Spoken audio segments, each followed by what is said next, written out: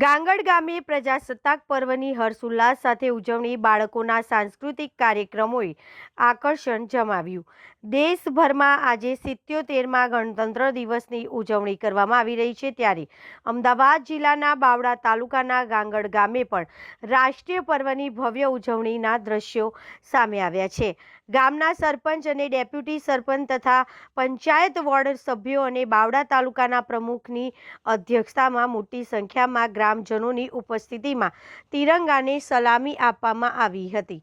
બાવળાના ગાંગડ ગામે આજે વહેલી સવારથી જ દેશભક્તિનો માહોલ જોવા મળ્યો હતો। ગામના સરપંચશ્રીની અધ્યક્ષતામાં ધ્વજવંદનનો કાર્યક્રમ યોજાયો હતો, જેમાં સમગ્ર ગ્રામજનોએ ઉત્સાહભેર ભાગ લીધો હતો। બાળકો દ્વારા આકર્ષક રજૂઆત આ ઉજવણીમાં સૌથી મહત્વનું આકર્ષણ ગામના બાળકો રહ્યા હતા। શાળાના નાના મોટા બાળકો દ્વારા દેશભક્તિના ગીતો, નૃત્ય અને નાટકો જેવા વિવિધ સાંસ્કૃતિક કાર્યક્રમો રજૂ કરવામાં આવ્યા હતા। બાળકોની આ સુંદર પ્રસ્તુતિએ ઉપસ્થિત તમામ ગ્રામજનોના દિલ જીતી લીધા હતા અને વાતાવરણ દેશભક્તિના રંગે રંગાયું હતું।